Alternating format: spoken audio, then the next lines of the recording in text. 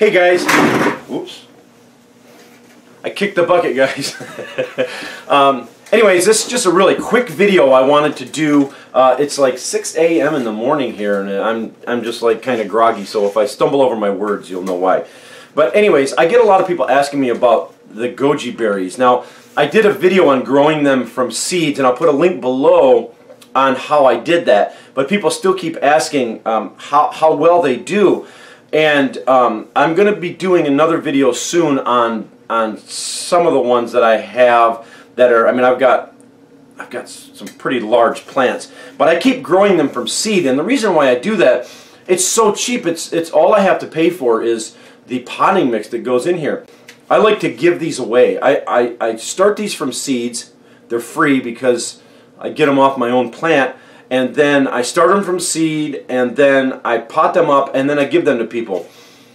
There's two reasons why I do that. Number one, it's a great gift for people, and it will start them, maybe if they've never grown before, maybe it'll give them an incentive to start growing. And the second thing is, if they have grown, it's unbelievable how many people don't have a goji berry. And they're cold hardy plants.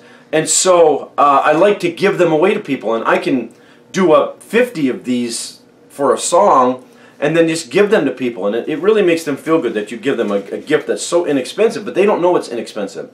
They think it's some kind of a rare plant, and they go, I've heard of gojis, I bought them, and they're one of the most nutritious berries on the planet, and yet they don't know that you can grow these things like in a snap. So anyways, I'm going to go ahead and repot these, and like I say, it's just a standard indoor-outdoor potting mix.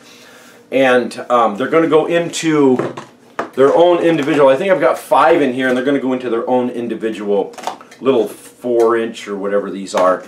And then they'll go as they get bigger. Now, one thing about gojis is you want to make sure that you don't put these out right away. It's been my experience, and from doing research, that they don't want to tolerate winters until they're a good size. In other words, I've started these in the spring, and even though I live in zone 7B, these are not going to go into the ground. They'll go into the greenhouse, but they're not going to go into the ground until they're at least a foot tall.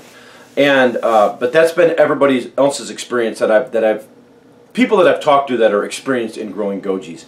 So you can either start them from seed in the fall and grow them in your grow room or indoors on a windowsill for the winter, and then put them out in the spring, and they should do fine. But as long as they've got a good height to them, they should do fine. I like to keep all of my potting mix, my indoor potting mix, in these buckets with lids to keep anything like fungus gnats from getting into them. They got these rubber rings around there. It just keeps it kind of tight. I don't suppose I really have to do that, but I've always done it, and it's always worked well for me. I'm going to dump these out of here. I've never been really too careful with them in the past, and a little bit of roots there, but not much. And I've been pretty aggressive with them. They seem to hold up well.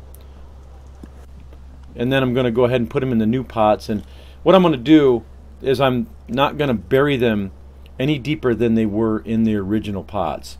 In other words, you can't bury the stems like you do a tomato or anything. So, and then I'm going to go ahead and just pat these down. I'm going to just pat them comfortably. I'm not going to be aggressive with them or too heavy with it, but just to keep them nice and snug in the soil. Then I'm going to go ahead and give them a misting and put them out of direct sunlight and harden them off for a little bit. And that's really all there is to it. And they should start growing really well soon. And I'll give you guys an update as they start progressing.